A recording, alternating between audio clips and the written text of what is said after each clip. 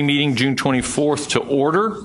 I'd like to welcome everyone for being here, and I see we've got the full committee, and I appreciate everyone's attendance today. We've got a good committee meeting with some good information and one that'll be very efficient. Before we get started, I have a real pleasure to introduce our newest board member and committee member for the Caap's committee. Javed Anwar was appointed to the board by Governor Abbott just this past April. And so this is his first board committee meeting, and he is the owner and president of Midland Energy, Inc., Petroleum Energy, Inc., and Western Corporation. Quite a few right there.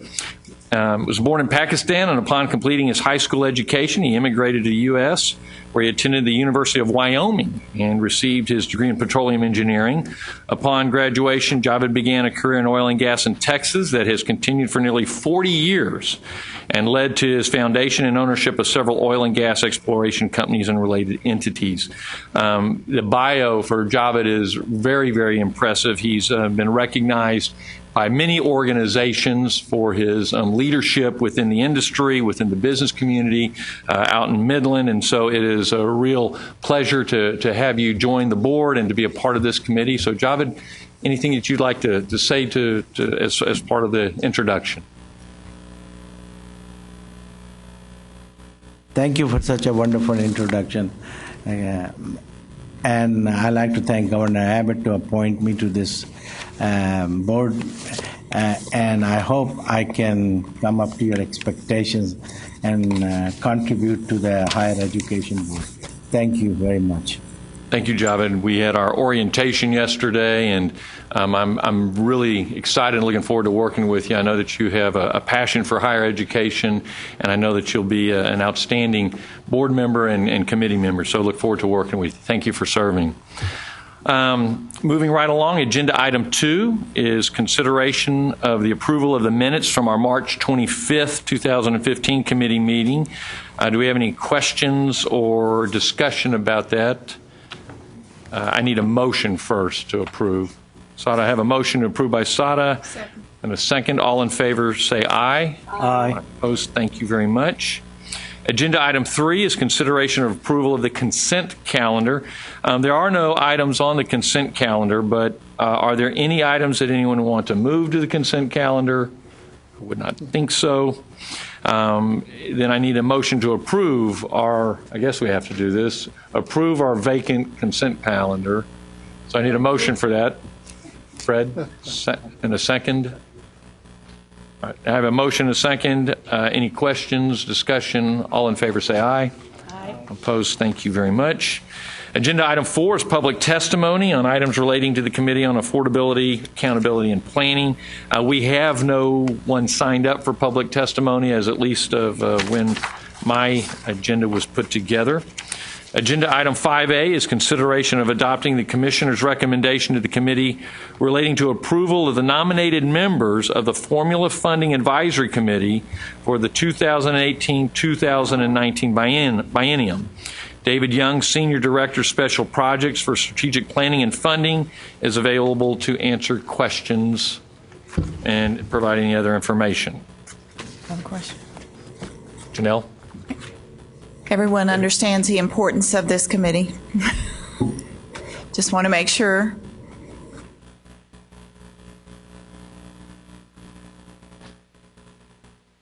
And they were all very anxious to be part of this, right? Yes, ma'am. Good morning. Good morning. So in the past, this has kind of been a little contentious, I guess. Just want to make sure that this committee will be in place for 2 years, right? Yes, this committee will be for 2 years. The members that you're approving today would be in place for 6 years. This gives them some longevity, some time to understand the process and to have an impact long term. I went through the names. I didn't know any of them personally, but just wanted to know how many of them, is it 30% of them new or? So for the general academic institutions, we have a total of 15 members. 8 of them are returning members. 7 of them are new members. For the community and technical colleges, We have a total of 13 members. 7 of them are returning members. 6 of them are new members. And then for the health-related institutions, we have 12 members. 4 of them are new members. 8 of them are returning members. I might add that we're adding 3 members because we have 3 new institutions. Okay. Good luck to you. Thank you very much. I have a question. Yes. I understand that the presidents and the chancellors get an opportunity to nominate. Are there self-nominations, or do folks have a chance to nominate themselves? It's primarily from the chancellors and presidents. We do have a couple of unique instances for the community colleges. We have a nominee from the coordinating board's Community and Technical College Leadership Council. So that member is recommended for approval. We also have we try to have a faculty member on each committee. And so the faculty member that was nominated for the community and technical colleges that nomination comes from the Community College Faculty Association. Thank you.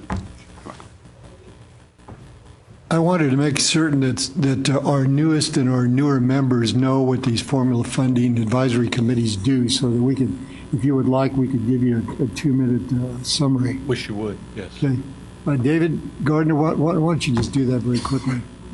And David can chime in when he likes. Essentially, each biennium we bring together individuals for these committees to examine our formula as it exists. Frequently, there will be some additional charges for the committee. Last time we asked specifically that they look once again at least the university's committee at outcomes-based funding. The committees also engage in a process of examining cost to evaluate the weights in the formula. New members of the board may not realize that, say, for example, with the university's formula committee, the weight for engineering is higher than the weight for liberal arts. Liberal arts is essentially the basic rate, and then other areas based upon the cost as determined in the cost study have higher rates. So the intent is to reflect those rates, the actual cost of the institutions, although at some level the reality is that the cost studies are more of a what do people spend studies.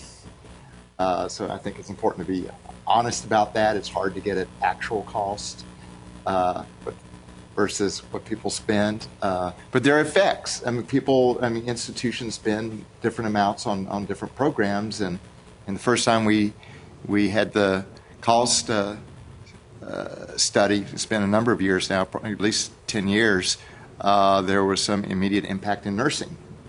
And that, as I recall, Texas Women's University actually spent more of their appropriation on nursing than some other schools, and as a result of the cost study, they received less money through the formula for their nursing program, but it reflected what most of the other programs are doing.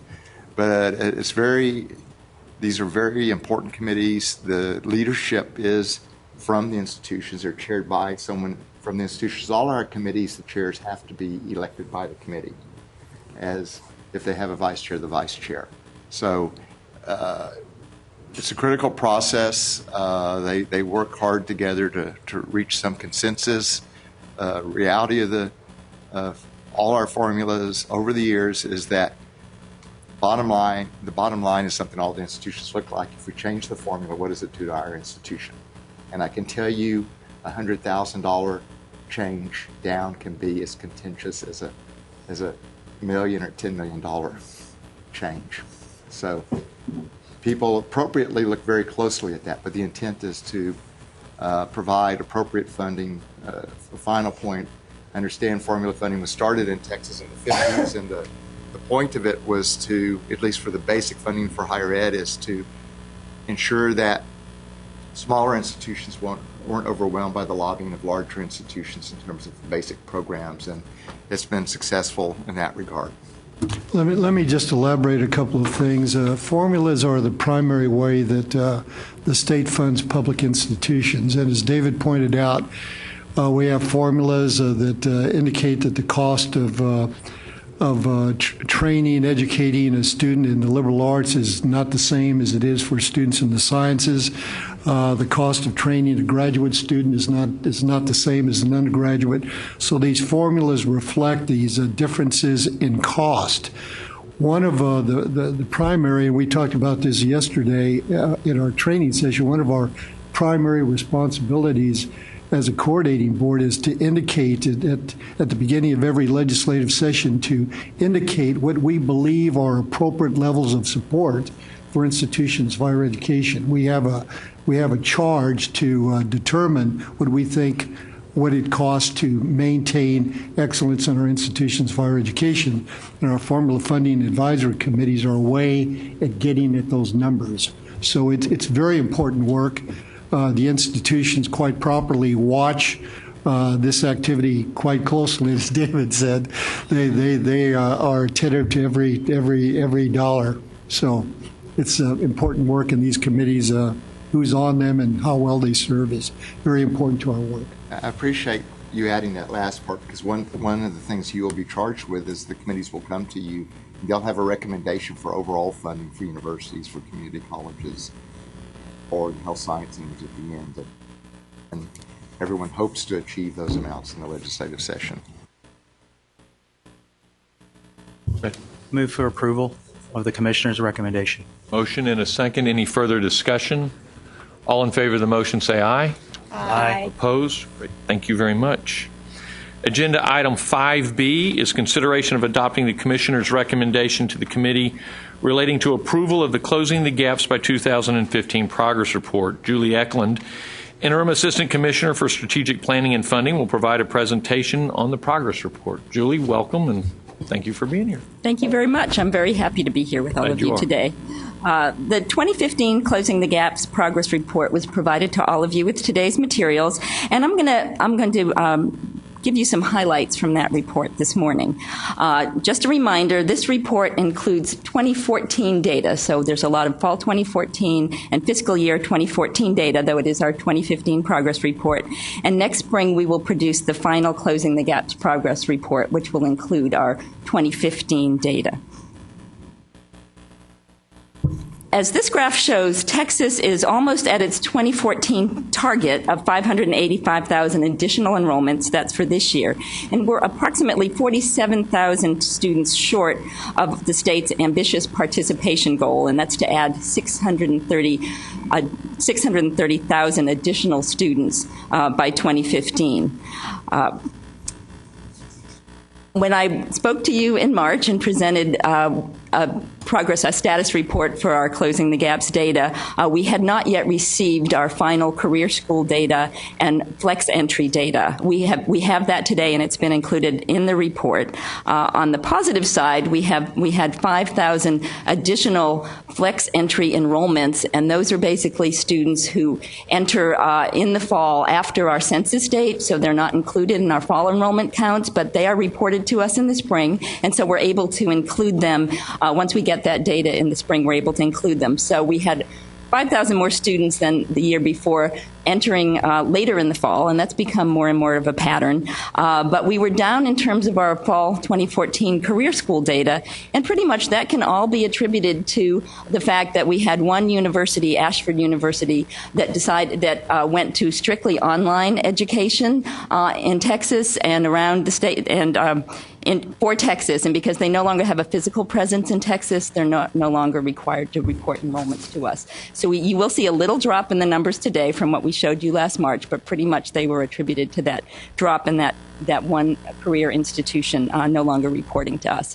So we need about 47,000 additional students. We've averaged about 42,000 additional enrollments a year since Closing the Gaps began, but as you can see from the graph, we've slowed down a little bit. So we still need to make some progress there. Texas has done very well in terms of increasing African American enrollments. We surpassed the state's target for that group in 2009. Hispanic participation has increased about 125% since 2000, and unfortunately, though, that's not enough, and we're still about 100,000 students short of our target for Hispanic students. Actually, if you look at our overall increase, our 583,000, 300,000 of that increase are Hispanic students. But we have a long way to go because we were behind. So we need to keep focusing on this very important population. At the last meeting, I did provide you with a lot of detail about our participation target. Today, I want to focus a little bit more on our participation targets and goal. Today, I want to focus a little bit more on our success goal. I think you've all heard by now, those of you who have been with the board for a while, that the state has surpassed its success goal. It did in 2011. I think in many ways this is especially impressive because we haven't reached the participation goal yet. And what that means is that institutions are doing a very good job of making sure that they retain and graduate those students that are enrolling. And so I wanted to emphasize that our graduation rates are up over 10% at universities since Closing the Gaps began, up considerably at community colleges, so I think that's important to remember. This slide just shows what the increase looks like over time for our different undergraduate award types. And what we do track in our Closing the Gaps goal for success are undergraduate degrees. So we're looking at bachelor's degrees, associate degrees, and certificates. And you can see it's a pretty steady increase for bachelor's degrees over time. We're up about 66%. We've had greater increases for our associate degrees and certificates, but we see a little more variability in terms of those increases over time. May I interject? Yes. Julie, I want to underscore the importance of this result for members of the board. To go from, David, what was our 6-year graduation rate in 2000? It was 50%? No, it was closer to 46%. 49.5. 46 in the beginning. 46. Okay, Yeah. and 98, yeah. Okay, 46.5%, and we've gone, and currently it's about 60%? Yeah, Yes. almost exactly 60. That's an extraordinary accomplishment. I would argue that the most important goal among the four in closing the gaps is completions. That's what we need to achieve. We need more completers, whether of certificates or degrees, and we have gone up dramatically. I would be surprised to find another large state that has these kinds of accomplishments. The improvement that we've made in terms of completions for African American students, both the male and female, and for Latino students is really quite extraordinary. And it's amazing to me that we are 100,000 behind in our participation goal for Hispanic students, and yet we're well above the completion goal. That's incredible. So I think that it's important to underscore that part of the work, and it's all attributable to what our institutions of higher education have done in terms of focusing on completions and achieving a balance between participation and success. I'd like to add to that. It's there was some question in 2000 whether that aspect is doable, and I think you have to really recognize the effort for institutions on that part. They talked a lot about how it's the non-traditional students, the students that weren't prepared, how hard it was to get them through. You'll still hear some of that, but the reality is we have more students that are poor. We have more students for their first time in college, and all previous research would suggest our rates of success should be going down, but they're going up, and that's directly attributable to each of the institutions out there where I believe the culture has actually changed in an important kind of way on all of our campuses, that they really, if they admit a student, they need to find a way to help them succeed. As the commissioner said, we are not anywhere near where we want to be yet, but that's huge progress under conditions that people would say that it just would not happen. And we've pushed, but the schools have had to make it happen. Let me ask you this, David, or Commissioner. So you say, is it more of an attitude on the campuses, or what would be the single biggest change? Because to your point, that's a remarkable increase. I mean, just like you've enumerated. And it's got to be more than just, oh, we want that to happen. They had to have tangibly done things. What would you think would be the single most important factor that's changed that? So, David, before you respond to Bobby, I may want to add that, is it culture, attitude, better teaching, or better even mentoring? I think all of those things are involved in the process. If you've been around the commissioner much, you'll know how important mentoring is, and the faculty actually being engaged with the students. But I think that, I do believe the culture has changed. I don't think every institution is taking the identical approach, but I think the thing that's in common is they're paying attention to the students. I used to talk about the touch. There are a lot of ways to reach out to that student. The main thing is you have to do it. Right. Because culture and attitude will take time. That's right. And I think the culture is just now proper changed. mentoring, proper teaching, or bringing some changes in that would have immediate effect. That's right. And Maybe there are that's things, the way. to give I'll give you my opinion, David. I think it has to do with that almanac, and we're publishing everybody's graduation rates now. And it's a little embarrassing for some of these schools to have those numbers just out there for parents to look at. And I also think some of it has to do with the funding. Didn't we restructure the Texas grants some that after so many semesters they just run out of money? So there is an incentive for them to finish. Well, I think that the main change, Sharon Raymond should talk about this because it was his idea, was moving just from need to need plus merit. And based on data, those were the students who benefited the most. Raymond may want to say more about that in particular. Well, I just felt very strongly from my personal experience, and then we looked at our data, and we could tell that students who had not only were poor, but had achieved at certain levels of academic success were much likelier to graduate than students who had not. And I think it's important to send a message to students, regardless of your financial circumstances, that hard work matters, and that students that work hard should be rewarded more than students who don't work hard. I think it's a fundamental principle of American culture, and I think it's important for students to learn that early in life.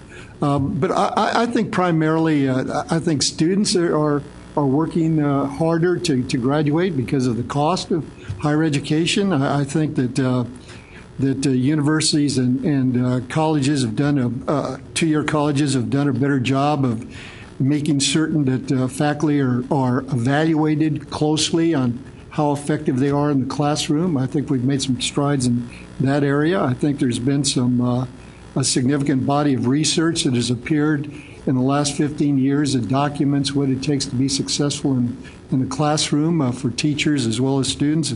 I think all these things together have made a very significant impact on higher education in Texas, and I really believe that things will get better. I'd like to get to the point. I think it's realistic down the road that we would have graduation rates of over 70%.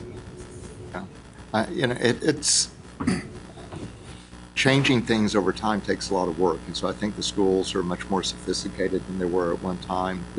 We have one project, and some schools are doing this on their own, which talks about early alert, identifying when students have issues in the classroom and addressing them at that point, which is more of a challenge when you're in a large lecture class.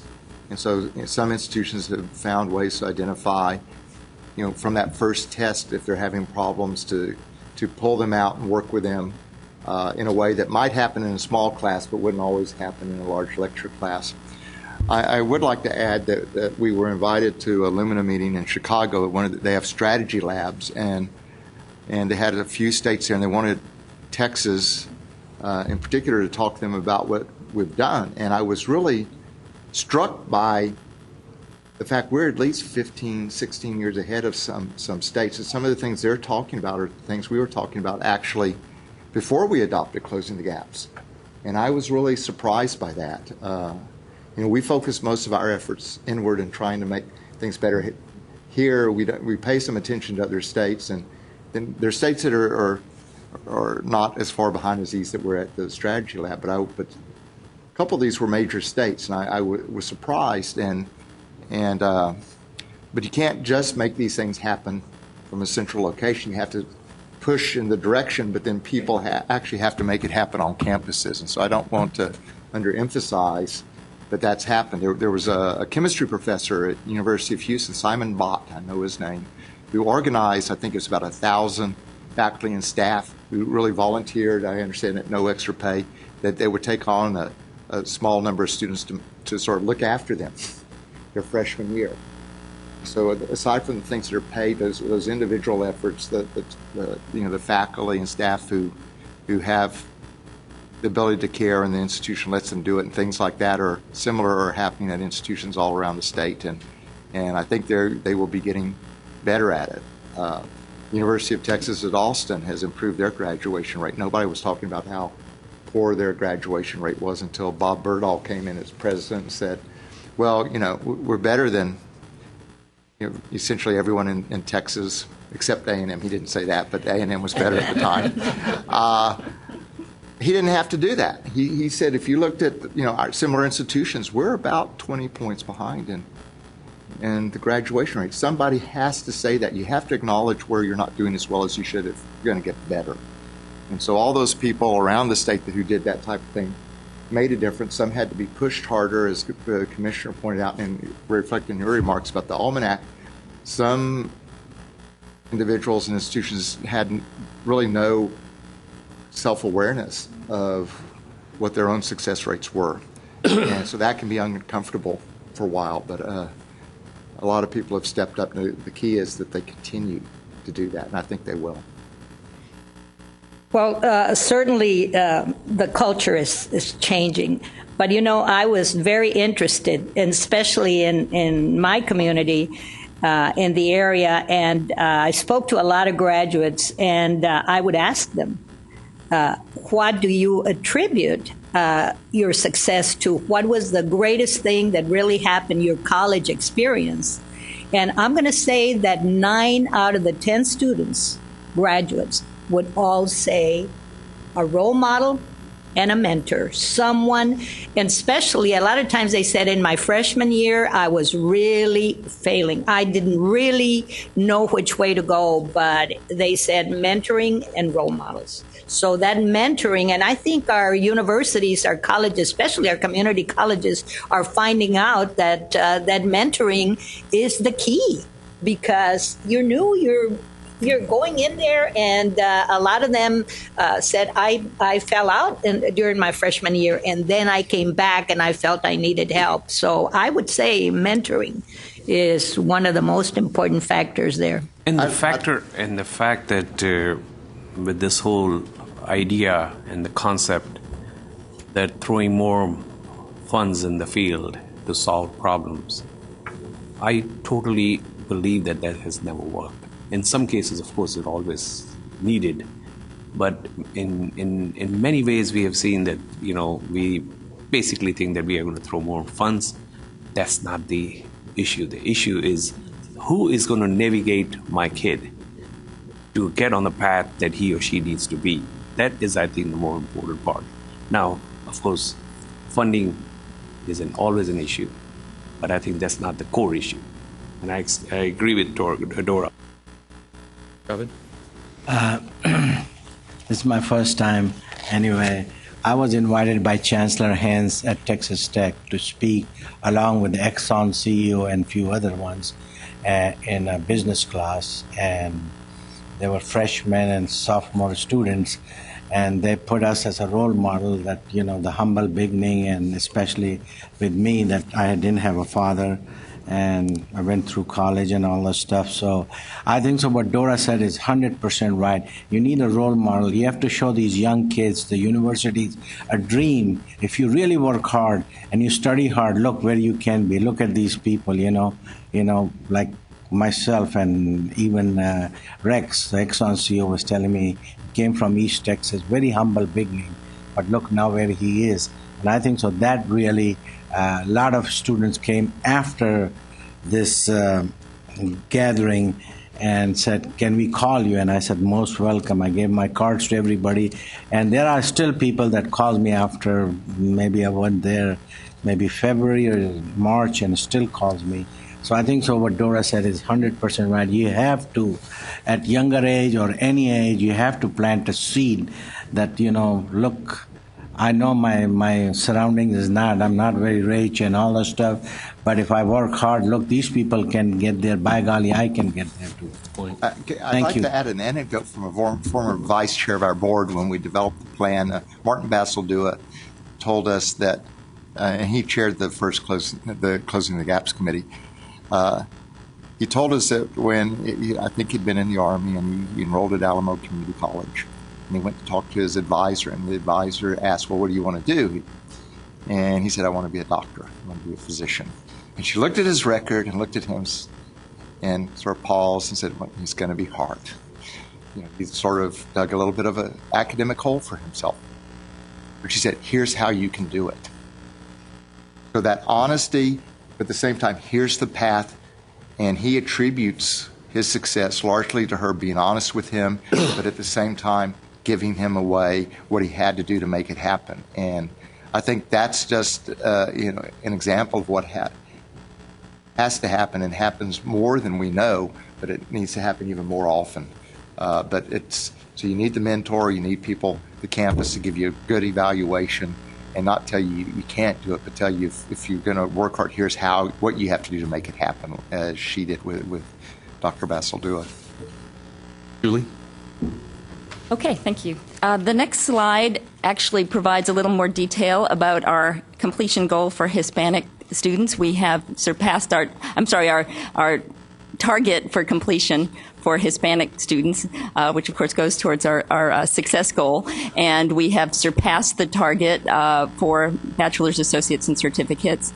And in fact, we tripled from 2000 until to now, to 2014, the number of bachelor's degrees that were awarded to Hispanic students from 11,000 to 33,000. Of course, we've had large increases for certificates and associates as well. One point I think is always important to add, we haven't reached our participation goal. Right. But yet we've surpassed our success goal, which means those students who are enrolling, we're doing much better helping get out of school. So if we can get that participation side up, we're going to do and keep up this success, we're going to do dramatically well. But we're doing better with the students who do enroll. And this next slide is similar to a slide I showed you at the last meeting for participation, but this is related to our success goals, our undergraduate awards. And basically it shows that the landscape has changed over time in terms of our demographics. And we've definitely had some big increases in terms of the percent of, in terms of the growth in awards to our Hispanic and our African American and other populations. Okay, and now I want to talk a little bit about our Closing the Gaps research goal. And Texas, actually, our research goal was for Texas to have 6.5% of the national share of federal science and engineering obligations. The closest we have come to that was in 2003 when Texas had 6.1% of share. We're currently at 5.2%, which is the lowest we've been. But California has consistently had the highest share. We've seen Maryland and North Carolina grow in terms of their shares. But the positive news is that although the share has decreased a bit, the state receives substantially more in terms of federal dollars. We were at $835 million in 1998 and up to $1.43 billion in 2012. And following that, another area that we track where we've seen where we've gone beyond our target in terms of research is overall expenditures for research and development, not just those federal dollars, but also the private and the state dollars. And right now we're almost at $3.9 billion going to our health-related and our universities, and of course that's $860 million over where our target is for 2015 for next year. I want to talk a little bit now about our excellence goal. We have, part of our excellence goal is to track rankings in terms of how Texas is doing. This year, UT Austin actually tied for first with 8 other institutions, but for overall excellence from the Center for Measuring University Performance. Texas A&M was 7th for their resources and education area, and University of Houston moved up 16 places for 36th to tie for Cert 36. So we've seen some upward movement there.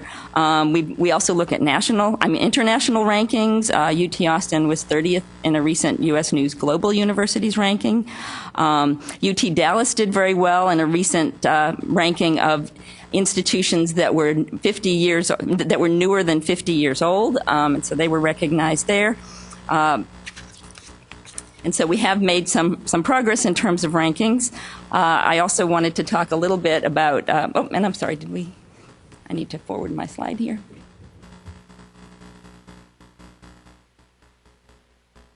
Okay, I wanted to talk a little bit about online programs, because we've also, I think more and more ranking organizations are looking at online programs. University of Houston actually ranked first online. Oh, and let me go back to my slide. I'm sorry, I'm having technical. Yeah, can you put me back to that last slide? Thank you. Get used to the technology here. Yes, so University of Houston did very well in terms of their online education program, ranking first in a recent rankings. Sam Houston State was 5th for their online criminal justice program. UT Tyler ranked 9th for an online graduate nursing program. UT Dallas and East Texas A&M also did very well in terms of online graduate business programs. So Texas actually, I think, has some very strong online programs, and they are being recognized. I think Raymond's pointed out before that Texas really has become a leader in online education. And I just want to mention that University of Houston online education means education, like the colleges of education, not broadly speaking. So that could be misunderstood. Yes. Thank you. Okay, and finally, as part of our accountability system, institutions have the opportunity to report excellent programs at their institutions, and that generally they will tell us something about a nationally recognized program, and we look to that for the progress report to try to highlight what different institutions are doing. Vernon College, which is one of our two-year colleges, has had some excellent results with their surgical technology program. Texas State Technical College has an electrical systems and technology program where they've had excellent placement and starting salary rates. Another example, Texas A&M Corpus Christi has done very well with their Coastal Marine Systems Science PhD program. Their graduates are highly sought by employers. So these are just some of the examples that are highlighted in our accountability system under our excellence section.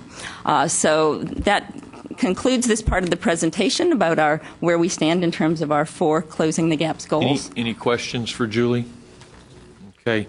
If there's no other discussion, Julie will now provide a presentation on House Bill 2550, schools which must be addressed in the progress report, including a proposed new methodology to identify schools with low college-going rates for institutions to target for assistance. So, Julie?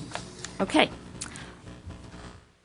House Bill 2550, which passed in the 83rd Texas Legislature in 2013, mandated that we include information in our Closing the Gaps progress report about how public institutions are doing in terms of their collaborations with high schools in their geographic areas that are substantially below average in terms of their college enrollment rates. And so there is a section in the report where we provided data for students from those schools and how they were doing in terms of college enrollment, broken up by several different categories. We also survey institutions to see what they're actually doing in terms of their assistance plans with these low college going rate high schools. And we've got a few examples here of what they're doing for outreach activities. A lot of them are doing things like college fairs, bringing students to campus events, helping them with filling out their financial aid forms. We saw the biggest growth from last year to this year in terms of these activities, in terms of bridge programs. Bridge programs frequently are programs that occur in the summer. You may have heard of summer bridge programs where institutions will bring in students. Frequently, they're students who are underprepared, who haven't been considered ready yet to handle college-level coursework, and they'll work with them on developing the skills that they'll need to do college-level work, often trying to get them ready to meet the Texas Success Initiative standards for readiness. Sometimes they'll be related to math and science, helping students develop those skills better, but they're basically to help students get the foundational material that they need and give them confidence there before they move into the college level coursework in the regular semester. We did have an issue that came up this year in terms of our HB 2550 schools. When the legislation went through, the coordinating board decided to use a list that has been used for many, many years to determine what schools should be included for institutions to target for assistance. The HB 400 schools have to be schools that have an average of 26 students in the high school graduating class. They have to, for any 2 consecutive years, they had to be in the lowest 10% of schools sending graduates to higher education. And so this is a list that's traditionally been used, but institutions told us that this list has really changed over time because the structure of how K-12 education, the structure of K-12 education has changed. We've had a lot more charter schools in Texas, a lot more alternative schools, and because the threshold was very low, what we discovered is that the nature of the list of targeted schools had really changed. So institutions asked us if the list could be revised, and by law in the 2550 statute, the coordinating board has the authority to approve the list of targeted schools. So to sort of make the case for why we thought it was important to revise the list, this slide briefly shows you what our HB 400 schools looked like in 2004. 87% of the graduates from those schools were in regular instruction high schools, and about 13% were in charter alternative schools. Using the same methodology that was in the HB 400 statute, what we discovered is that for 2014, we would have only had 2% of the graduates coming from regular instruction high schools that were going to be targeted, and 98% of the graduates coming from charter or alternative schools. So this didn't make sense. The other thing is, although our high school graduates have grown, the number of HB 400 graduates had dropped because they were coming from these smaller schools. So we were down to only 3% of graduates being targeted under this HB 2550 statute if we use the old list.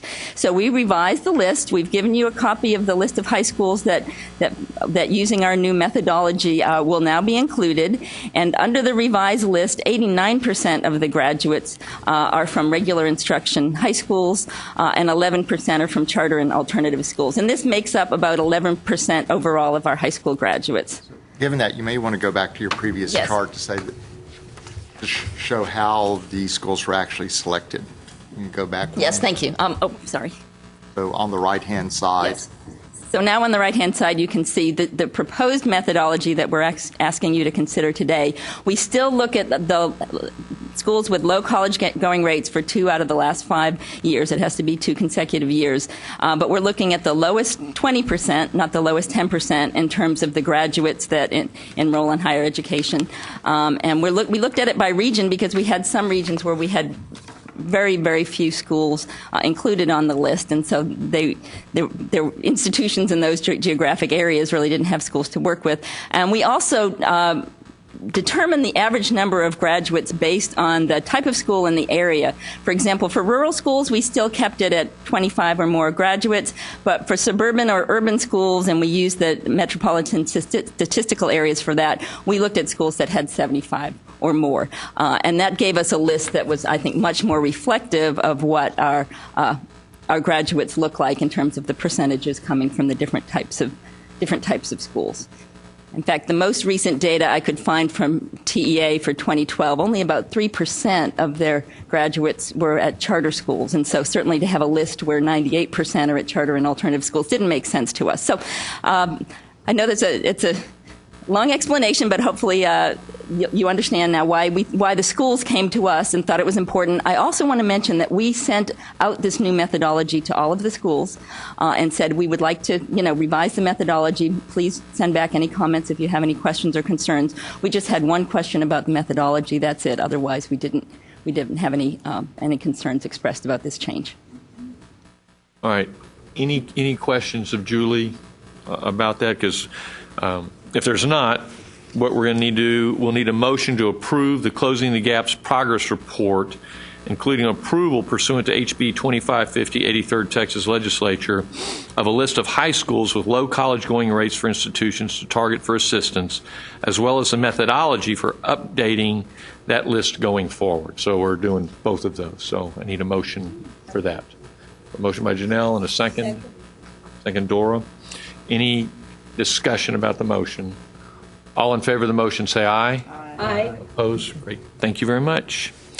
All right. Agenda item 5C is consideration of adopting the Commissioner's recommendation to the committee relating to approval of the Texas Higher Education Strategic Plan 60 by 30 text. David Gardner, Deputy Commissioner for Academic Planning and Policy, will present the plan. Okay, thank you. And how do you say, is it 60 by 30 TX, 60 by 30 text? Text. In line with our advised text, Gen Text. It's sort of part of a group of sort of branding. So thanks for asking that. We've heard it every which way. So we will get it. And, in the discussion, I pointed out that in the beginning, closing the gaps, people kept asking, what in the world does that mean, and what type of gap are you talking about? And with this, we've had a much quicker understanding. I'm a little surprised by that, but it's worked very effectively. But let's go to the next chart. I want to talk about the process a little bit, particularly about stakeholder feedback, because I think that's important. Okay, so I'm going to spend most of my time on this one chart. And this is how the plan was structured. You'll recall that we have 20 members on our Strategic Planning Advisory Committee. It's an extraordinarily strong committee headed by Woody Hunt, former chair of the University of Texas Board of Regents, and vice chaired by Larry Faulkner, former president of University of Texas Austin. But the committee has many ex-presidents, members from the business community, people who know a lot about higher education, know a lot about the state of Texas, but they don't currently represent any one institution. Former commissioner of public education. Right. So we have a good K through 12 linkage. Very, very strong participants. They engage. They pay attention to every word. They pay attention to every data element. They have been really challenged the staff a great deal, and that's made for a great process. We appreciate that. But the whole process really began in November 13, even before the committee started, when we had our annual leadership conference with the regents and trustees, in which we solicited feedback from them in terms of what directions they thought we ought to go, and that was provided to our committee at the very first meeting. Following that, at each committee, we had two experts, typically from out of state, on one occasion from France. Skype has enabled us to bring in the best experts in a very easy kind of way. Some made it directly from France. He Skyped in. It really didn't cost us anything to bring him in. So great process. Each expert, they spent at least an hour with, questioning them. They'd make a presentation and going forward. And things evolved through the process. A lot of data analysis. You see, if we wanted to, we could probably develop a document an inch thick, just all the analysis that was provided to the committee just by staff alone. So it's very intense process. All the meetings have been on the web. But we've just finished the vetting process. We've sent out almost 5,000 drafts of the plan across the state to various groups. We actually solicited feedback from the Georgetown Employment Center, the National Center for Higher Education Management Systems, which is in Denver, from out of state, and we've received good responses from everyone. We've had one webcast once the draft was completed about the overall plan, where people could call in and ask questions. Then we had individual webcasts on each of the 4 goals, so we could have more in-depth discussions. So what kind of feedback have we received? Well, I think to begin with, all our process was so open that we didn't receive a lot of concerns, as many concerns as you think we might have, because we'd heard many of them earlier in the process. But there were some things that were important that we needed to respond to. And for example, with this draft, you may have noticed a preamble. Well, the preamble was there because some individuals, particularly faculty, were concerned that given our document, they feared that the thought was that higher education is only about the workforce now. And that wasn't intended. So we added a preamble to state the overall importance. But we still believe, regardless, that even though we believe in educating the broad individual and developing you the skills to adapt as you go forward in your career, that there's a reasonable expectation of every student that they should be able to get a good job when they graduate. And part of our planning process is that we focus on things in our higher education strategic plan on things that individual institutions may not currently focus on. Along with that, a couple of people said, well, why don't we have an emphasis on research in this plan? Well, given we've developed that emphasis on research now, we don't think we need to emphasize that in the plan, and we don't think that the items that are in closing the gaps we're going to forsake. They're still important. But some things about the infrastructure have changed in Texas. In terms of research, for example, we have the National Research University Fund, which we didn't have at the beginning. We have TRIP, which is a program that matches dollars. If you get private dollars, the state for research, earmarked for research, the state will match these. These things have been very important, have made great strides. So we have addressed these, and most importantly, I think the comments we've received that have been helpful is where things weren't as clear as they should have been. You know, as you develop any document, any plan, there are things that you've worked with so much you know what it means. But when somebody reads it for the first time with fresh eyes, it may not be as clear to them. So I think there are a lot of important clarifications and things similar to the commissioner noted a report from the Aspen Institute talking about suggesting that based on the Bureau of Labor Statistics that not as many college graduates were needed as our report would suggest, and so we conferred. Julie Eklund actually contacted the Labor Department and talked about those data, and we were able to clarify in the document that their data was talking about entry-level jobs and were really not stating the full need for education across various levels of employment. And so we have a statement in there regarding that. So those are the primary things that we came up with. We have learned, I have to say, Ginger Gossman went out to a professional meeting recently. It may have been with student services officers, and individuals from Stephen F. Austin really wanted to talk about marketable skills, that they were developing some programs there and they wanted to share them with that. One of the remarks that the Vice Chancellor for the A&M system pointed out, it would be nice if we could find a way for the institutions to work together on marketable skills. I had hoped he would be here today. I don't see him, but I wanted to talk to him about that. You know, our next step, assuming the board approves this, is how to implement and make all these things happen. Now, I want to tell you at our board meeting, our plan is that the major policy issue will be on the plan. To go into more detail, Woody Hunt is committed to come to the meeting to present. Larry Faulkner will come. He presented to this committee in March. He will come and talk about the plan. And this will be an opportunity to go into even greater detail, but I'm hopeful that it will be the first rollout event. And after that, what we'll be engaging is how do we let everybody know about the plan. We're anticipating that we'll need your help to go out with the commissioner and others to various regions and trustees across the state to explain the program in detail. There will be a lot of this going on the first year. I'm hopeful that we can focus we need to talk about this internally, but we can focus our November leadership conference on the plan and go into much more detail, and that being a real serious implementation kickoff. This plan is closing the gaps is for distance runners, and we need to do that. And as with in distance races, you'll need opportunities for people to replenish themselves at points, get a cup of water, eat their energy bar, because this is a long-term effort. This is 15 years, and we think that we'll be much more prosperous. So just very briefly in terms of the plan itself, because we've talked about this a lot, actually, let's skip to the next one after this. This is the main one. Remember, this will build on closing the gaps, but the first goal is really a statewide goal. We can't accomplish this by higher education alone.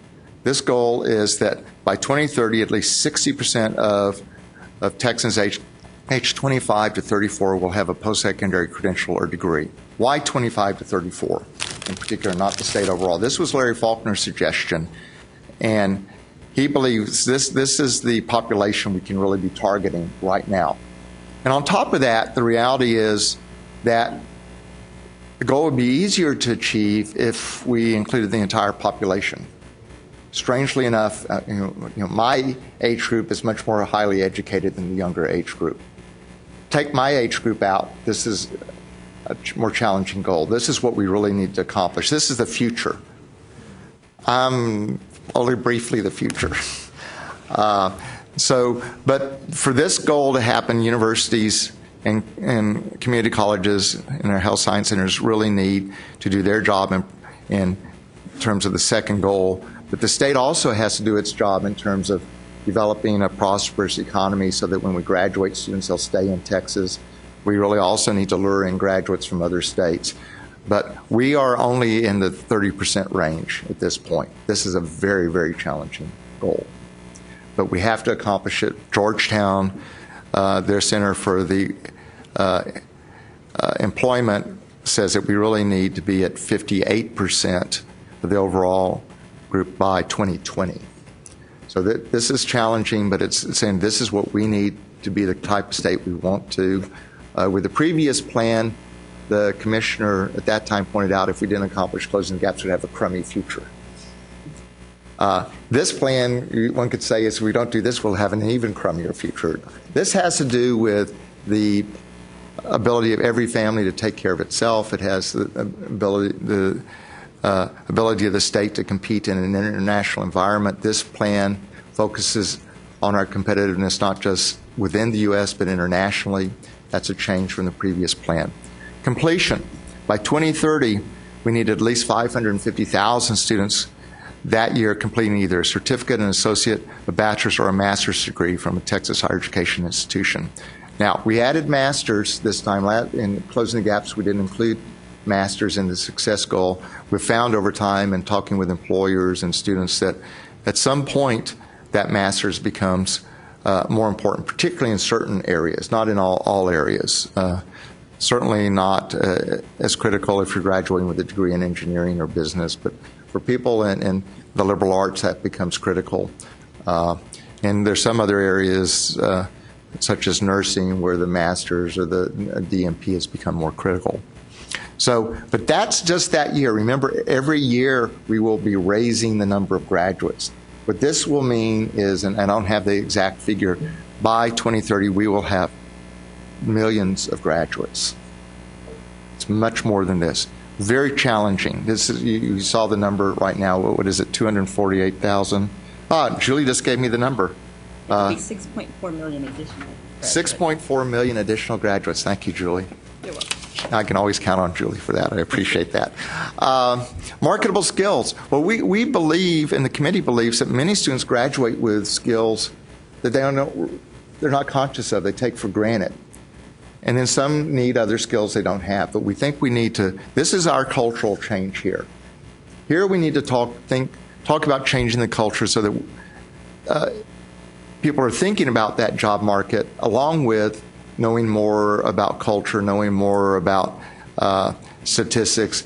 They need to be thinking about going out into the world later. Now, some of these things will develop in the classrooms. We think that there are certain skills that many students have that they may not be aware of or they may not be as well developed. For 2 decades, industry has told us there are 3 things that all graduates need. The first is critical thinking skills, particularly as related to their area where they're going to be employed. The second is they need to be able to communicate well. And the third is they need to essentially work and play well with other people. They need to be able work with people in their company and try to accomplish things. You know, you can't work well in that surgical room if people aren't in sync and paying attention. I want to underscore that this goal will not diminish the importance of, as David put it, a broad education, liberal arts education.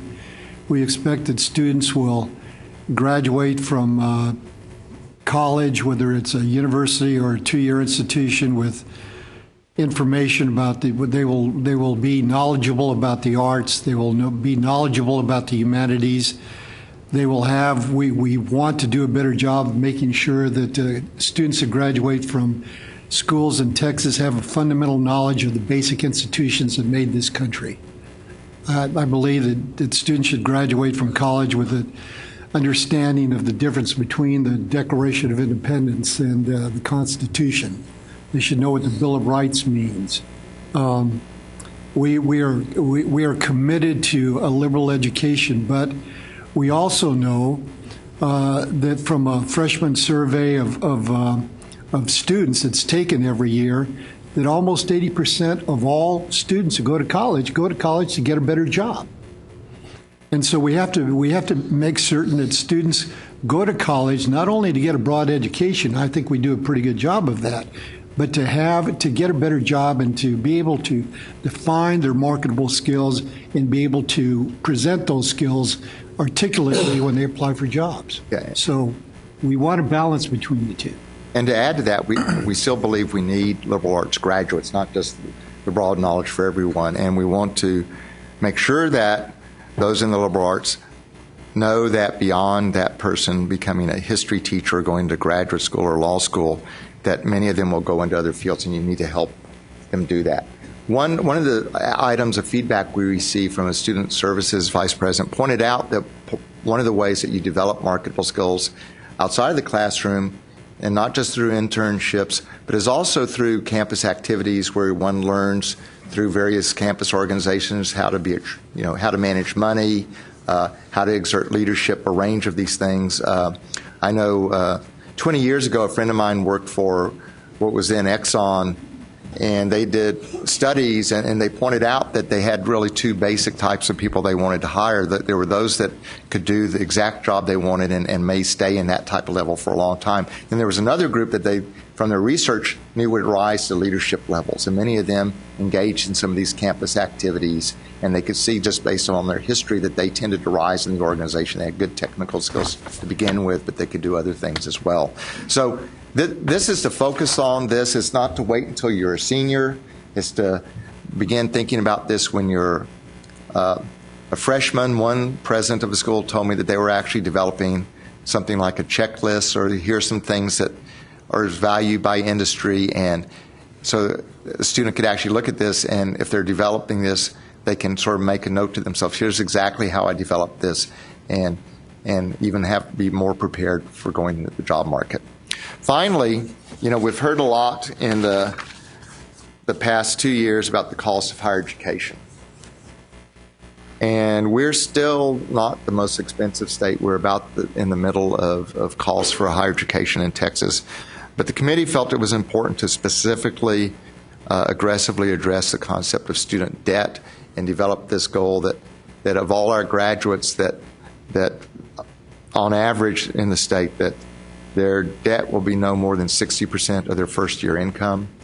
Based upon analysis, we know this will allow students to pay off their debt in a reasonable period of time. It will allow them to save money for a down payment on a home. But just to be clear, depending on where you are, which sector you're going to, the debt for community colleges students is less than this. It's a little bit more at universities. And of course, there's some variance by major, but this goal and takes into account various things. And the committee talked a lot about this. Is that as you might expect, the first thing that came up is the institutions have enough money. So money is a part of this. This goal takes into account that debt comes from various factors. What are the state appropriations? How much money is available for aid for needy students? where are institutions getting their money for a capital budget. So one of our key strategies is to bring together a group to look at how all these things can be considered more in concert with one another rather than separate silos that compete against each other. And also, one of the targets suggests, it specifically says, we will not rise above the level of debt we have now. We don't want to reach the point that we maintain this goal that 100% of our students have debt. We don't want it to get above 50%.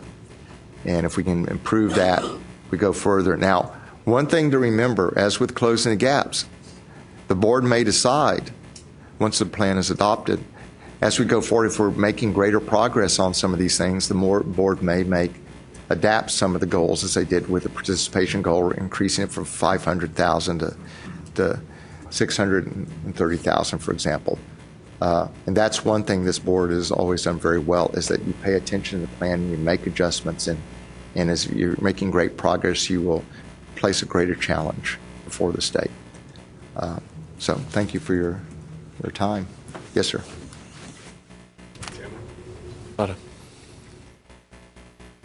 Commissioner, am I being naive or ignorant if I make the following statement, especially based on the cost of higher education?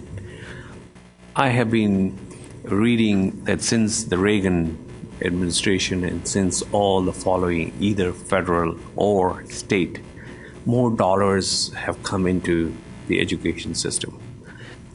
Then you talk with students, and they say that the cost is very high, and that's the reason I am, or my parents cannot afford to send me to college.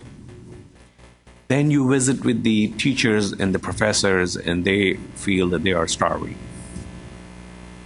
So what is left with those bucket of dollars is the real estate expansion of these large institutions and small, and the administration and management that just eats away a lot of these dollars, because both sides, receiving side, teaching and learning, are complaining that we are not being paid enough. So I was reading this student debt issue, and we are asking students to make good decisions about their time and finances during and after the college. We are even asking them just to pay after you have finished. We are advising them to live a frugal lifestyle so you can pay the debt. That's not our job. But because there is something out there in the middle that is just eating a lot of dollars, and I don't know how we can resolve, or anybody can resolve, legislation. Am I being naive?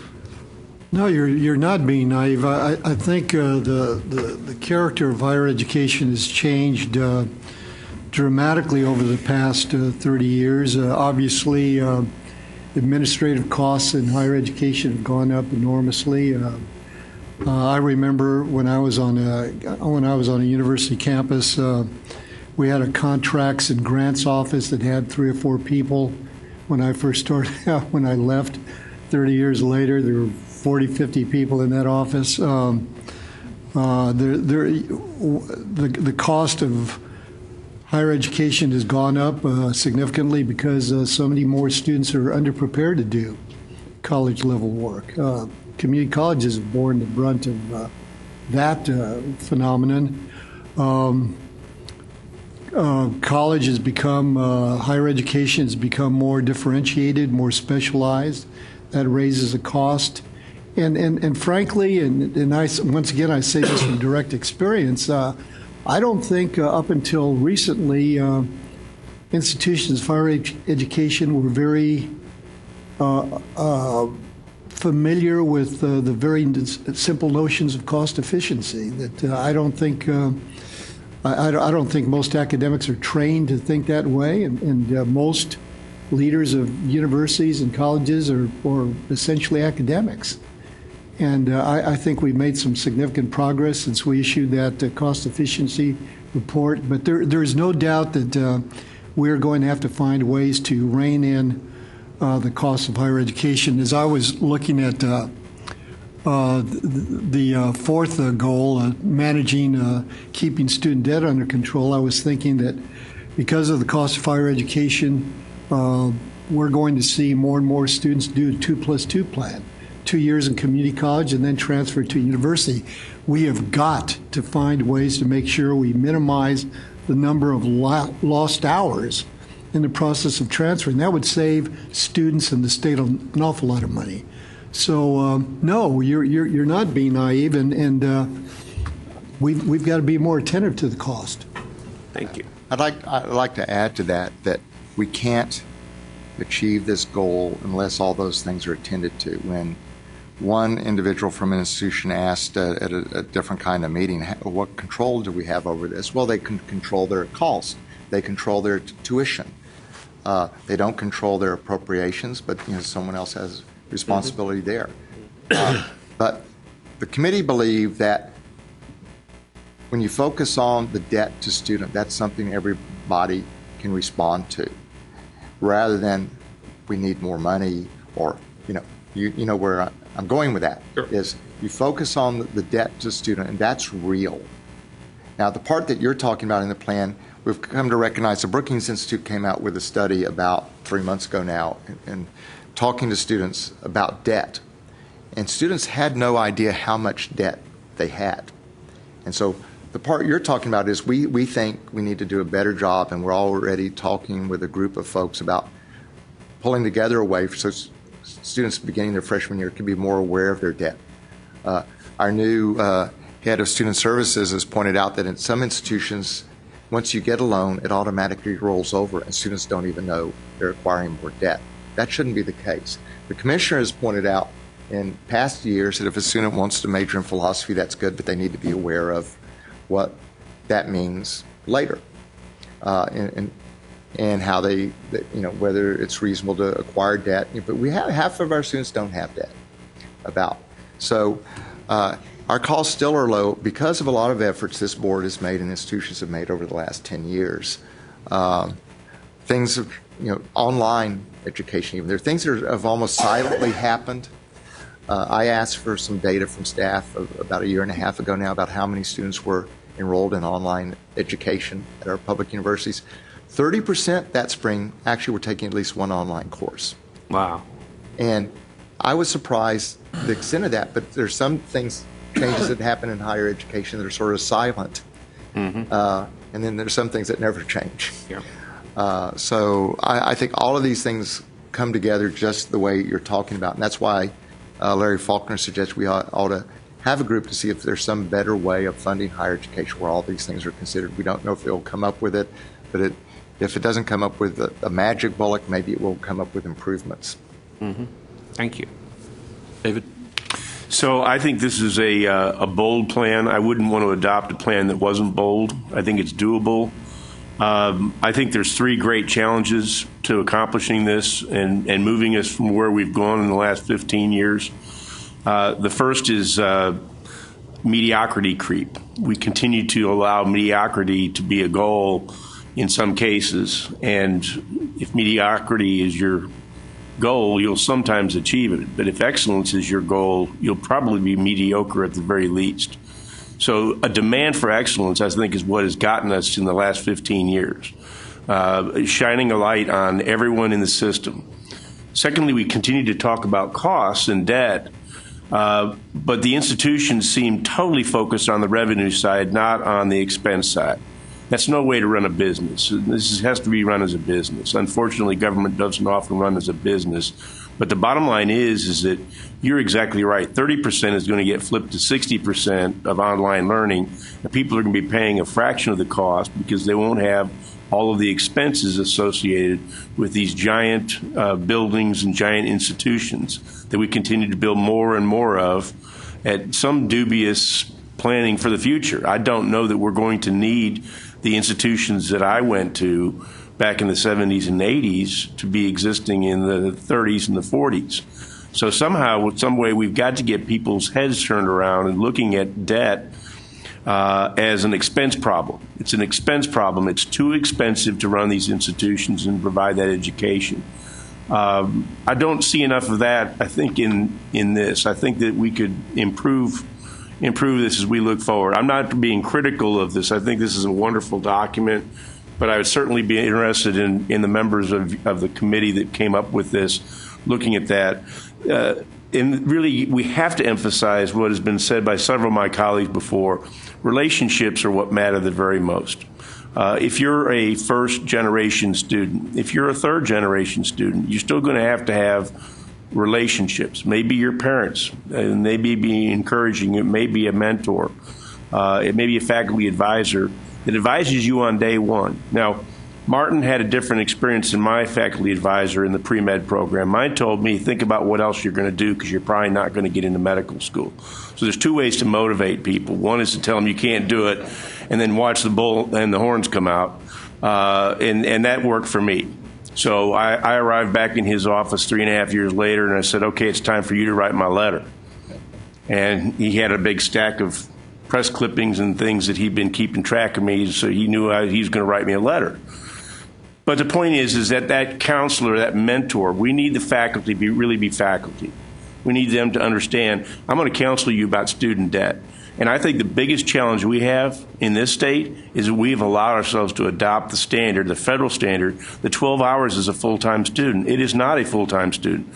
We should have something in here that you have to have a moving average of 15 semester hours, at least completion, not enrollment. Because oftentimes our students will take 15 hours, drop a class, and then they end up only completing 12. And you're not going to get to a 4-year degree in 4 years by doing that. And I think that's the big challenge that I've seen being on this board for the last 3-4 years, is that sometimes we're not holding people accountable to excellence. We're not telling the faculty and the administration, you got to counsel these young people early in the process, and you got to stick with them. You got to meet with them regularly and say, are you meeting the needs of course completion? And we've got to be able to get the expense side of the costs under control, and we've got to get out of this mindset that 12 hours is a full-time student. It is not. And in fact, 21 hours would be a really good number for people to load up on and finish in 3 years, and then you wouldn't have that debt, and it wouldn't cost you a fraction of what it would be to go for another I guess, what was it, in Animal House? Otter said 7 years of college down the drain. And that's the problem. We get people that never graduate, and they're saddled with all this debt, and there's just no hope. They're dead end. So compliments to you, staff, and the volunteers that put this together, but just some thoughts to tighten things up a little bit. We have one more meeting with the committee, and one thing I had told Mary Smith is what the agenda at that committee should be based upon what we're hearing today. So that's very helpful. I would like to say that I think there'll be a number of things that are much more detailed that when some of the strategies are implemented, working with schools, that we will get down into some of the finer grade aspects. I am glad that we are actually doing a little better than we were a number of years ago in terms of the number of hours when going to the flat rate tuition at some schools has been helpful. A number of institutions have implemented, your tuition rate's guaranteed for 4 years, but after that, so those are things we have to continue. And some of those are some of the types of things from closing the gaps that we need to make sure don't go away. Right. And your presentation about closing the gaps, I think part of our success, and I say our, meaning the collective success, has been the explosion in tuition. People have just said, I got to get out of this college with a degree sooner or later because I can't afford this debt. Well, I think that is a factor, and I think for many years the student culture had changed, but I think the money's making them think differently. But for those of us who went to Texas institutions when it cost much less, when I started it was about $110 a semester at a public institution. And if you took 12 hours or 18 hours, it cost the same.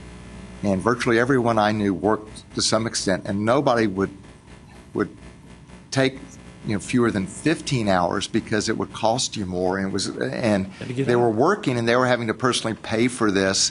It was a different world, and we're in a world now where we've had an issue for a number of years with some students taking a class over because they made a B and they want to make an A, or they take it over 3 times, and that builds their debt.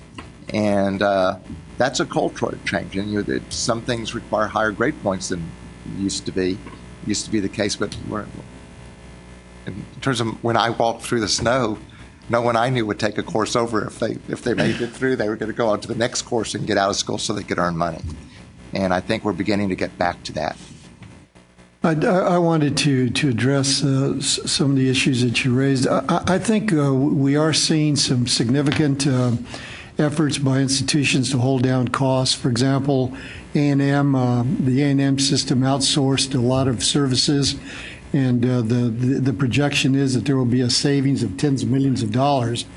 UT Austin has done some significant work in cutting down the administrative staff, and they're going to save a lot of money. They've also launched a project to dramatically increase the number of students who graduate in 4 years, and they're having success with that. And the new president, Greg Fenves, has already indicated that he's going to follow up on that.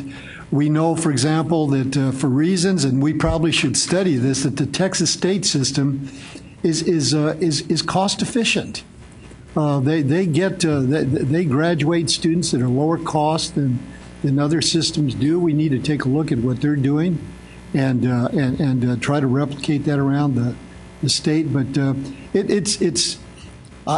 we're not nearly where we need to be, but I don't think there's any question that both 2- and 4-year institutions understand that they are making themselves inaccessible to a large percentage of students of Texas, and that's simply untenable.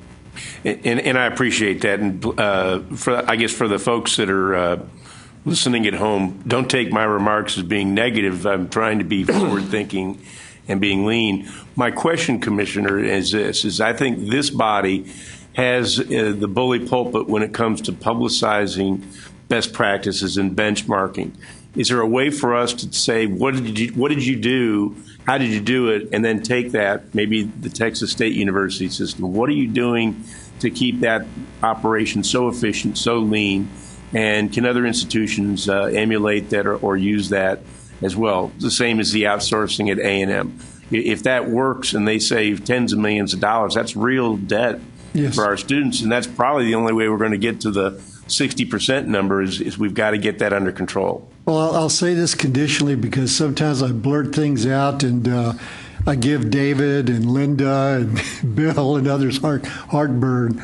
But one of the things we'll take a look at is updating that cost efficiency study, and taking a look at some of the issues that you just referred to, and identifying best practices in Texas State and individual campuses, things that 2-year institutions are doing to hold down costs. Let me add to that, and another thing to do as well as that is we very effectively, I think, use the leadership conference with Closing the Gaps in terms of featuring ways to do things, schools that have done things very well.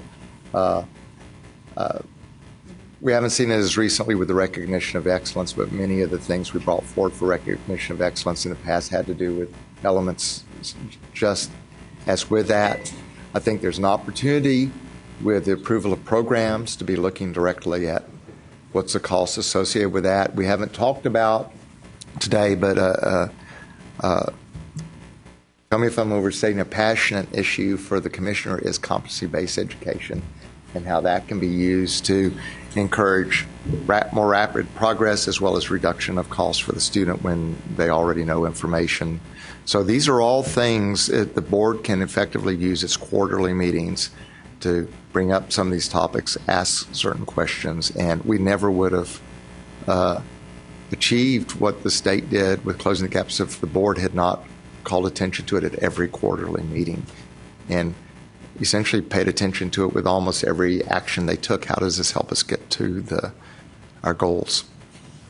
David, I had one last question, shifting it just a little bit on the, I love, like David said, I think this is a wonderful plan. I've been supportive of it all along each time we get an update, and I think the committee's done a fantastic job. I love the 4 components, the way they're outlined. I think that the public will get it. I think parents will get it. I think legislators will get it. The one that I still am a little fuzzy on is the marketable skills. And it says by 2030, all graduates will have that. So if by 2030 all would, what does that mean where we are today? I mean, how do we measure that? I mean, all the others have a pretty defined measurement that we can benchmark from, and that's the one that I'm a little fuzzy on. This is in some ways the equivalent of our excellence goal. In closing, there's some fuzziness to it, but we have to put our arms around it, and that's part of what we have to accomplish. And that, at some level, the measurement is, have they done this or not? Have they identified marketable skills or not? We think there are different ways of approaching that. We think that we have to actively engage institutions in doing this themselves, or it won't be real, it won't be meaningful. I appreciate the comment from the A&M Vice Chancellor saying it would be good to work with other institutions on this, and I'd like to follow up on that in the schools that have talked about their current efforts on marketable skills. I will say, too, if you look at our targets, we're not assuming that it won't be until 2030 that this is happening, but that it will have to happen sooner. But for marketable skills to be relevant, they have to keep examining them and changing them as the world changes. Right now, regional accrediting bodies require that you survey your graduates. They require that you do things related to marketable skills. Some specialized accrediting bodies require that you do that. Certainly engineering does, business does, but most fields do not have a specialized accrediting body that does that. There are efforts underway. There's a group, LEAP, which is looking more at outcomes in general, that we can build upon some of their work. But part of this is we have to engage with institutions to find the best way to do it. And it may not be identical at every institution. But the reality is they have to do this. And I frequently, when we talk in other settings about, private liberal arts schools have had to come to grips with this because many of them charge a lot of money, but their graduates need money. And if you look at pay scale for many of these institutions, their starting salaries are almost identical at the better liberal arts schools to UT and A&M, with a distinction that they don't have business degrees or engineering degrees, which help those go up. And if you look at mid-career salaries, they're typically $20,000 to $30,000 higher. Now, there are other reasons for that. But the reality is they have prepared their students, and we need to prepare our same liberal arts students for that. And we need to prepare those, and clearly they're connected with the market. There are more things you can do in business schools, or more things you can do in engineering that can make our graduates, even more successful when they leave, but more sought after. I mean, it would be wonderful if our graduates in chemical engineering were the ones that people wanted over everyone else. It would be great if we had graduates from a school in Texas that people knew that their graduates weren't that well prepared when they came in, but they really, really wanted to hire them when they graduated because the school did such a great job of preparing them. These are all really hard things to do, but they're things you can do. And we have to move in the direction to get people more actively thinking about that in the same way that the liberal arts schools have had to do to continue their existence.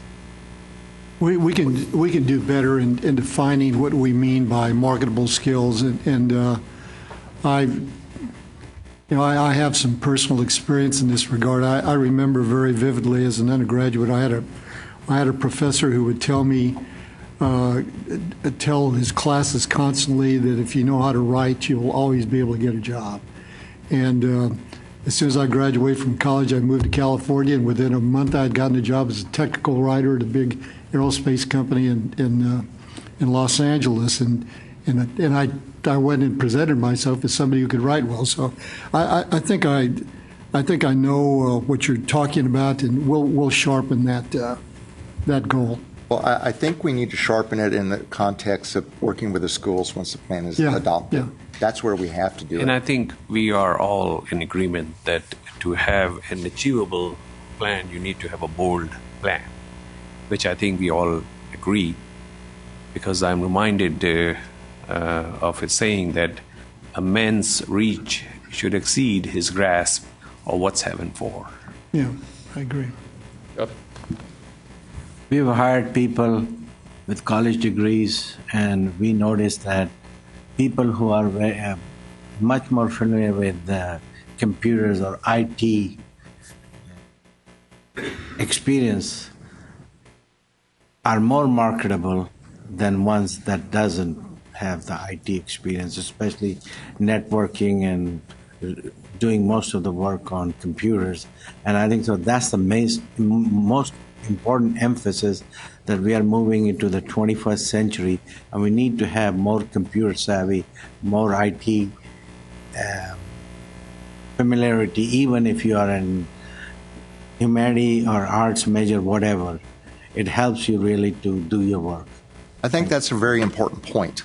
And something that we've observed is it doesn't necessarily have to be through taking courses in it. Some students develop this in means on their own, or do something like Code Academy, where you can learn many of these skills free online.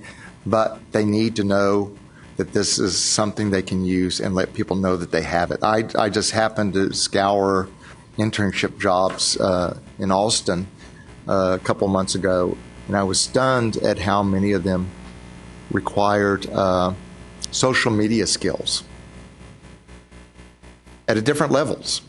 And these are skills that many students have that they would never consider a marketable skill until they were looking out. So these are things that we have to help students with, because some of these things for them are natural to them. And then, of course, there are other students who don't know how to do it at all. And as I mentioned when we met yesterday, we've been surprised to learn that, Excel skills are something a lot of companies desire of almost anyone. And there are many students who have Excel skills, but they don't think to develop them further.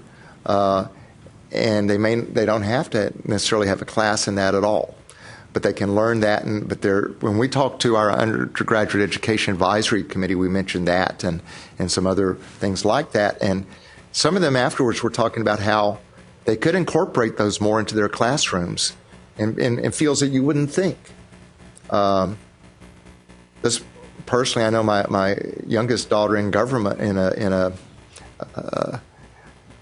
some type of government class at her school, when she was a freshman, was using Excel and actually was using a couple of fairly high-level statistical programs to do some multivariate analysis as a freshman in a liberal arts class that you never would thought they would be doing that. But that's a hard skill that she has. And so we just have to find a way to incorporate more of those, and also to help students realize how these things are connected, and that some of these things they may do socially in learning how to develop websites, or learning how to create a simple game program could be real skills that they could use in their selected field, and they just haven't connected the dots. And we can help them do that a little bit better. And once they know that, they may even take the skills even further than they did, maybe actually take some courses where they wouldn't have a. All right, so now looking for a motion to approve the strategic plan 60 by 30 text. Motion and a second by Janelle. All in favor of the motion, say aye. Aye. Aye. Opposed? Great. Congratulations. Great job, folks. Agenda item 5D is a report on facilities projects that were submitted to the coordinating board. Julie Eklund, Interim Assistant Commissioner for Strategic Planning and Funding, is available to answer any questions. This is for information purposes only. Julie, do you have anything that you'd like to bring to our attention? No, I don't. I think all of these projects met the criteria Right. that we look at. Yeah. Okay. Any comments or questions? Okay. Agenda item 5E is a summary of the 84th Texas Legislature. John Wyatt, Director for External Relations, will provide an update on the outcome of pertinent legislation, and Linda Battles, Deputy Commissioner for Agency Operations and Communications, will provide a summary of the board's budget priorities in House Bill 1. John and Linda, take it away. Good morning. Thank you so much. We know you're running behind schedule, so we're going to try and be as quick as possible. For those of you who attended the Agency Operations Committee meeting in April, you heard a very thorough and detailed overview of the budget at our LAR request at the time. Both the House and the Senate had adopted their versions of House Bill 1, and they were getting ready to go into conference. So what I just wanted to do was give you a summary of what they actually adopted. And at the July 22nd Agency Operations Committee meeting, you'll be focused on the FY16 operating budget. So this information today will lay the foundation for that discussion in July. The Texas legislature passed a $209.4 billion appropriations bill for 2016-17 biennium. And by all accounts, this is a conservative budget that provides a 3% increase for growth and includes $3.8 billion in tax cuts for businesses and property owners. Over the weekend, Governor Abbott vetoed over $295 million in the budget, and this includes a total of $8.5 million in special items for 5 institutions of higher education. The governor also vetoed $193,000 per year in TEA's budget, and this funding was for the annual membership dues of the Southern Regional Education Board. The SREB is a nonprofit organization that's made up of 16 member states, including Texas, and they focus primarily on K through 12 and higher education. In the governor's statement, veto statement, he stated that this funding, he wanted to veto this funding because SREB supports the National Common Core curriculum effort. And he believes that the federal government should not determine what is taught in Texas classrooms and did not want Texas taxpayers to be used to finance the promotion of the Common Core. But because SREB does sponsor some other programs and initiatives that Texas students and institutions of higher education participate in, our staff will have a conference call actually this afternoon with SREB officials to find out what the impact of this veto will be on our ability to participate in those other programs. You have just, you were handed out this spreadsheet. That has, I'll be walking you through it very briefly. It has all of our budget strategies, the 2016-17 adjusted base, which is essentially level funding from the current biennium with some budget adjustments. And then our exceptional item requests, it has a column for that, as well as our total legislative appropriations request and what our actual appropriations was in House Bill 1. So the coordinating board's overall appropriation is $1.7 billion for the biennium, which is an increase of $206.8 million or 14% over that adjusted base. As part of our LAR, we submitted 24 exceptional item requests totaling $300 million, and 12 of those requests were funded for a total of $227 million. The highlighted budget items on this spreadsheet indicate the exceptional items that we received funding for. Out of the 12 items that were funded, 2 were funded at or above our requested amount. That first one was funded, the first one that was funded at our requested amount is there on page 1, strategy A31, which is the Pathways project at $274,000. And this project, as you recall, is a data-driven initiative to improve student success through partnerships with local ISDs and institutions of higher education. This funding will support 1 FTE at the coordinating board to help expand this initiative to 5 additional sites across the state. The exceptional item that was funded significantly above our total request is on page 2, which is strategy C.11, the Texas Research Incentive Program. We requested a $14.2 million increase and received $102.5 million for a total of $138 million. This program provides matching funds to the 8 emerging research institutions based on how much they raise private gifts and endowments to enhance their research activities. And the current backlog is over $153 million, so this will go a long way. Moving on to page 3, strategy I.12, information resources. This amount includes $2 million of our exceptional item requests related to our IT needs. And this includes $1.39 million for the implementation of the centralized accounting, payroll, and personnel system known as CAPS. It includes $252,000 for the acquisition and refresh of our IT infrastructure and $385,000 for security upgrades. As you know, this is a major accomplishment for us because we've not had a capital budget for 4 years. So I just want to, again, extend our appreciation to the board members who helped us get this funding. Going back to page 1, I just want to highlight just a few more items. Texas grants.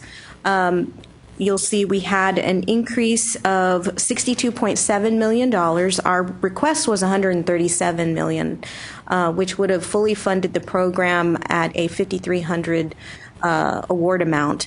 But we estimate the $62.7 million increase in that program will help us serve 85% of eligible students at a $5,000 award amount.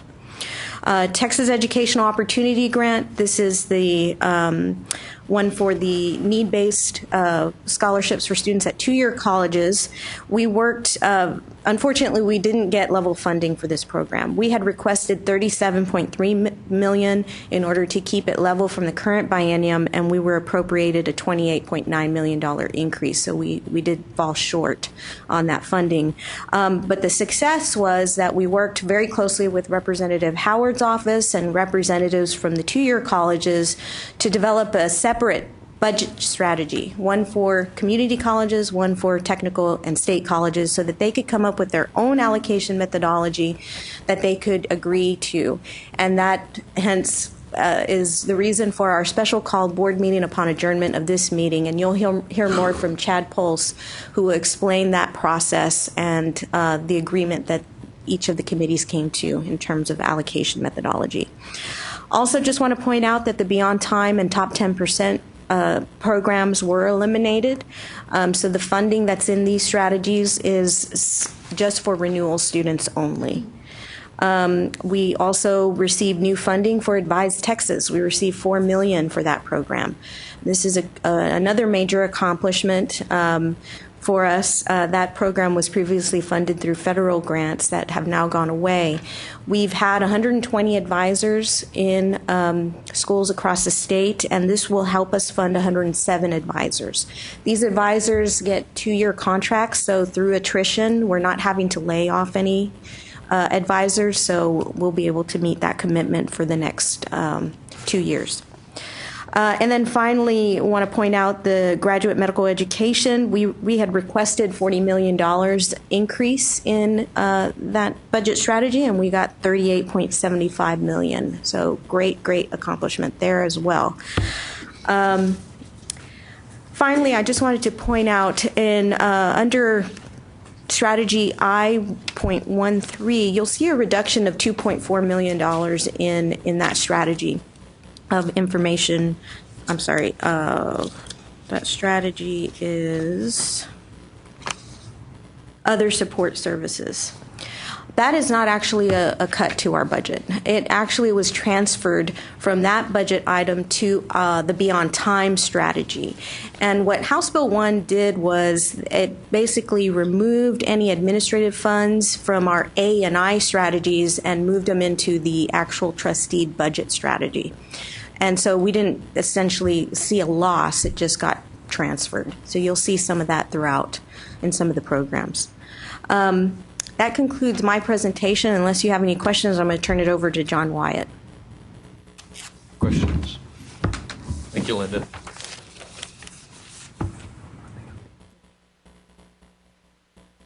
All right, thank you. Good morning.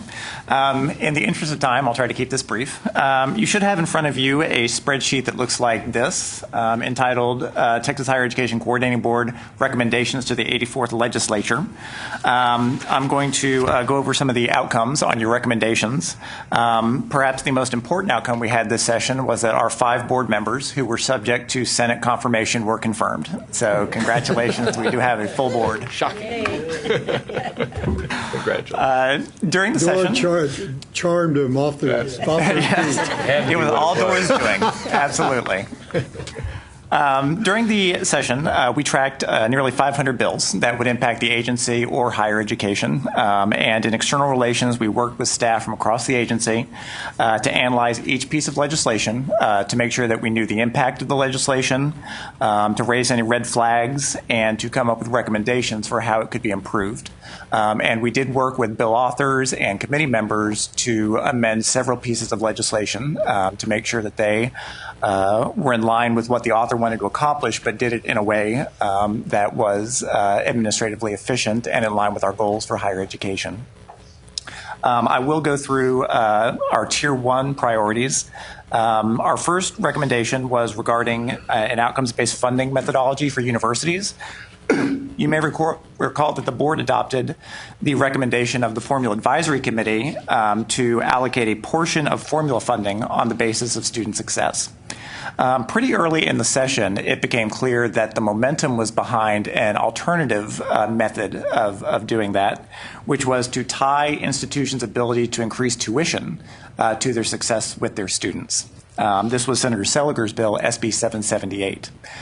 So we worked with Senator Seliger on that bill, and it was changed over the course of consideration to reflect many of the coordinating board's priorities. Specifically, the 7 student success metrics that y'all adopted were incorporated into that legislation. The legislation would use coordinating board measures of graduation rates, which differ from the federal measure and are frankly better measures. And perhaps most importantly, the legislation would involve the coordinating board in setting the standards by which targets would be adopted for each success metric, so that we would be involved in making sure that those targets the institutions had to reach were real, substantive targets. That legislation passed the Senate. It passed the House Higher Education Committee, but it did not get through the House before the end of the session. However, I will point out that this is the farthest any student success outcomes-based funding measure has gotten in the legislature. And I think it's important to say that Senator Seliger, and lots of credit to him, he was not a supporter of outcomes-based funding in the past. So he came up with, I think, a very thoughtful alternative to what we proposed. In the House, Chairman Zerwas was new and was unfamiliar with a lot of these issues, and he learned very quickly and supported a version of outcomes-based funding, and I would like to believe that provides us a strong foundation to move this agenda forward next session. And we knew this was always a dramatic. This is a sea change in higher education funding, and we knew it was going to be a slog. I didn't think it would be a 4-session slog, but there it is. So to that point, I mean, it's close to the goal line. I mean, like you said, we've got the momentum for next session. I mean, I want to be positive and look forward to that. I mean, how would you characterize how close we are? I mean, just reading those tea leaves. There are a lot of explanations for why it never got to the floor. Many of which have absolutely nothing to do with the merits of the measure. And my understanding is that there were political issues and not issues related to the merits of the bill. I think the major concern was this was a potential vehicle for re-regulating tuition, that if somebody wanted to put an amendment on the bill to re-regulate tuition, this was a way to do it. And particularly by the time it got through the House Higher Education Committee, we were pretty late in the process. So I think those were the major reasons why it didn't get across the finish line. The second recommendation you had in the Tier 1 was to authorize community colleges to offer baccalaureates in applied science and nursing, subject to certain conditions. HB 1384 by Representative Sarah Davis would have implemented the board's recommendation. That was passed out of House Higher Education Committee, but in being passed out of committee, it was reduced to only nursing. So applied science was removed from the bill. It was placed on the calendar of the full House. However, it did not pass prior to a procedural deadline. There's a requirement that a bill be heard on second reading by a certain date, and it did not make it to that date. So that bill was not enacted. I will note that Senator Seliger said during the session that this issue of community colleges offering baccalaureates was something that he wanted to study during the interim, and that he would be requesting that the Lieutenant Governor order an interim charge for the Senate Higher Education Committee to examine this issue. And we knew from the very beginning, as all of you know, this was more than a one-session bill. And we worked very closely with Senator Seliger, who had some grave reservations about this whole issue. And I think we made some very substantial progress. And I look forward to working with him and his staff on this issue during the interim. And there was a bill, a very limited bill, HB 3348 by Representative Clardy, which did pass and was signed by the governor. This would allow Tyler Junior College to offer a baccalaureate in dental hygiene as a pilot program. So very small aspect of it, but it also has the coordinating board study the program and make recommendations going forward. And then the final Tier 1 recommendation was for the legislature to adopt a tuition revenue bond authorization bill. That bill did pass, HB 100 by Representative Zerwas. It was signed by the governor. It authorizes about $3.1 billion in tuition revenue bonds. These are used to construct new and rehabilitate existing facilities at universities, health-related institutions, and state and technical colleges. There's also in the appropriations bill $240 million to support the debt service for these bonds. And then let me just highlight a few of the additional recommendations in here. Recommendation number 4 was a recommendation that the coordinating board be charged to develop programs of study and revise fields of study. These are efforts to create kind of curricular pathways for students from high school into 2-year institutions and from 2-year institutions into 4-year institutions. So that we can be sure that their credits transfer appropriately and apply to degree and certificate programs. This bill was signed into law. The governor actually signed this at a special signing ceremony for higher education legislation that he considered to be particularly important, and Commissioner Paredes was at that signing ceremony. If you'll flip to the back, recommendation number 11. This was a recommendation to update the Math and Science Scholars Loan Repayment Program for some administrative difficulties that we had. This legislation also removed a prohibition on appropriations for that program.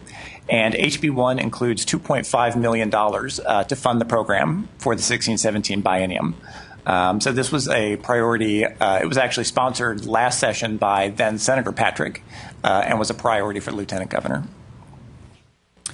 And then recommendation number 13 was the board's recommendation that we be authorized to collect fees from institutions that are regulated under our certificate of authorization.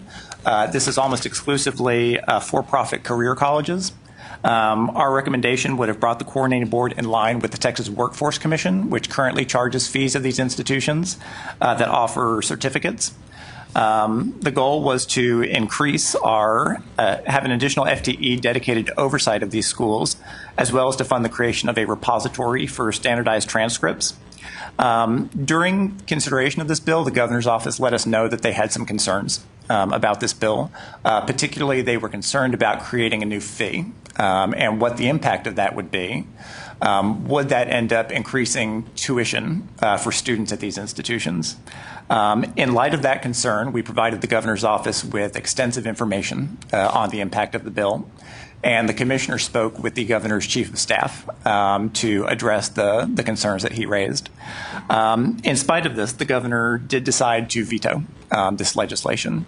In his veto message, he did state that he wanted us to continue to pursue what the bill would try to enact, but to do it within existing resources. And that his concern was not about the substance necessarily of what we were trying to do, but the way we were trying to fund it through additional fees. Those are the recommendations, the status of the board's recommendations. A couple of other bills that I'll note that are of interest to the board. SB 18 by Senator Jane Nelson makes numerous changes to state programs supporting GME, graduate medical education. It broadens the coordinating board's planning grants program to facilitate partnerships with medical schools, hospitals, and community-based ambulatory patient care centers. It provides new program expansion and permits increased stipends and benefits for residents. And it authorizes the coordinating board to prioritize grants based on critical shortage areas. As Linda mentioned, HB1 included an increase of $38.7 million for our GME expansion programs. HB 700 eliminates the Beyond Time loan program. This legislation removes the program from statute effective 2020, and only renewal students currently in the program are authorized to participate through then. So basically, it'll be a wind down of the program, and then it will be eliminated. The tuition set aside that funds the program is eliminated effective this fall. And then I'll also notice a couple of bills that were not enacted. There was legislation to remove undocumented students from eligibility for in-state tuition and state financial aid programs. There was consideration in the Senate Veterans Affairs Committee. It was actually approved by that committee, but it was never heard on the Senate floor or in the House. So that legislation was not enacted. There was also considerable debate regarding the Hazelwood exemption, and there was legislation that passed the Senate that would curtail the expansion, particularly of the legacy component of that exemption. However, the House would not agree to that component of it. They would only agree to changing the residency requirement. There was a conference committee that was appointed to try to resolve those differences, but it was unsuccessful. So no legislation was passed on the Hazelwood exemption. And that's what I have. Any questions of John or Linda? Thank y'all. Thank you. All right, agenda item 5F is adjournment. If we don't have any other discussion, I'll take a motion to do so. So move. Second. All in favor say aye. Aye. Aye. All opposed, we are adjourned. Okay. Yay.